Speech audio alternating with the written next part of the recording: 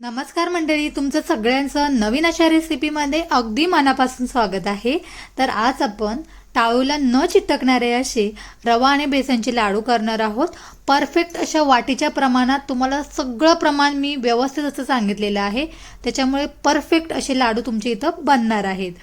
तर इथं 1 वाटी मी बेसन घेतलेलं आहे। तुम्ही कुठलं पण बेसन घ्या, चांगलं पहिल्यांदा चाळून घ्यायचं आहे। त्याच्यानंतर सेम त्याच वाटीने अर्धी वाटी मी बारीक रवा घेतलेला आहे। तुमच्याकडे समजा जाड वगैरे रवा असेल त्याला मिक्सरला लावून बारीक असं करून घेतलात तरी सुद्धा चालेल। त्याच्यानंतर जे आपण बेसन चाळून घेतलेलं आहोत ते कढईमध्ये घालून घ्यायचं आहे आणि छान असं बारीक गॅसवर आपल्याला कलर चेंज होईपर्यंत भाजून घ्यायचं आहे। तर भाजताना इथं मी ना तुपाचा उपयोग केलेला आहे ना तेलाचा उपयोग केलेला आहे, फक्त असंच मी हे बेसन जे आहे ते भाजून घेणार आहे। तर छान असं बघू शकता, पटकन बेसन आपलं भाजून येतं असं केल्यामुळे। तर इथं बेसन आपलं भाजून झालेलं आहे। आता हे आपण एका परातीमध्ये काढून घेऊया।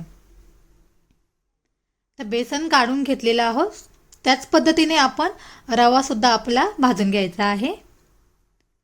रवा भाजताना सुद्धा आपण तेलाचा उपयोग करणार नाही किंवा तुपाचा सुद्धा करणार नाही, फक्त एकसारखं असं हलवत राहायचं आहे, कारण हा बारीक एकदम रवा आहे त्याच्यामुळे खाली असा पटकन लागू शकतो आणि कढई सुद्धा गरम आहे।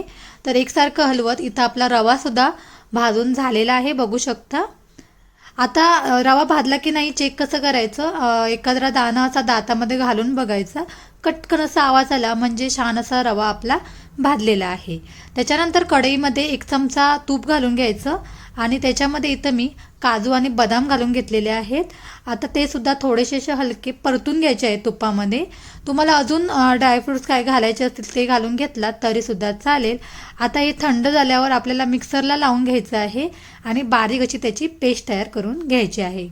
त्याच्यानंतर सेम त्याच वाटीने अर्धी वाटी इथं मी साखर घेतलेली आहे। अख्खी साखर घेऊन मिक्सरला त्याला बारीक असं लावून घेतलेलं आहे आणि त्याची 1 वाटी इथं पिठी साखर आपल्याला मिळालेली आहे।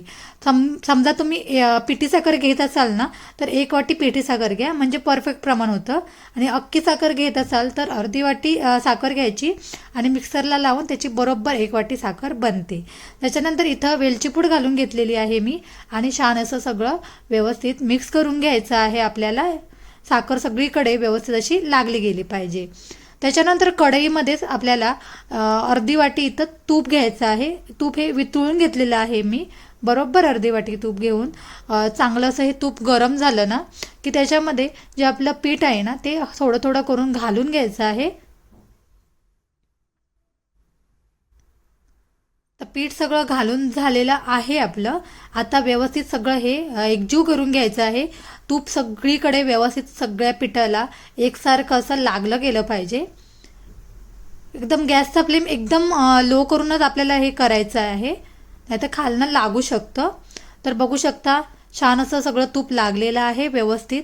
आता ह्याचा एखादा गोळा असा होतोय की नाही तो करून बघायचा, बघू शकता परफेक्ट, म्हणजे मस्त आपले लाडू आपले वळणार आहेत। गॅसचा फ्लेम मी बंद केलेला आहे। आता हे सगळं मिश्रण एका परातीमध्ये काढून घेऊया। आता हे लाडवाचं मिश्रण थोडंसं असं थंड व्हायला द्यायचं, म्हणजे हाताला सोसवल असं झालं ना की आपल्याला ह्याचे लाडू जे आहेत ते वळून घ्यायचे आहेत।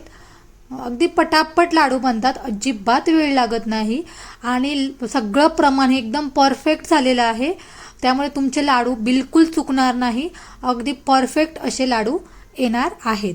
तर बघू शकता इथं माझा लाडू जो आहे तो सुद्धा वळून झालेला आहे। आता ह्याच्यावर छान असा काजू किंवा बदाम किंवा मनुक्याचा काप लावून घ्यायचा, त्याच्यामुळे दिसायला सुद्धा खूप सुंदर असा आपला लाडू इथं दिसणार आहे। तर इथं मी काजूचा तुकडा घेतलेला आहे, असा अलगद वर लावून घ्यायचा।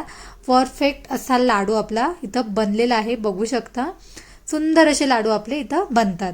तर अजून एक तुम्हाला मी लाडू करून दाखवते, अगदी पटापट हे लाडू बनतात, त्याच्यामुळे वेळ सुद्धा जास्त लागत नाही। तर मंडळी इथं माझे सगळे लाडू जे आहेत ते इथं वळून झालेले आहेत, बघू शकता सुंदर असे लाडू बनतात। योग्य प्रमाणासहित मी तुम्हाला लाडू कसे करायचे ते सगळं सांगितलेलं आहे, त्याच पद्धतीने तुम्ही लाडू तयार करा। आणि चॅनलवर नवीन असाल तर पटकन चॅनलला सबस्क्राईब करा।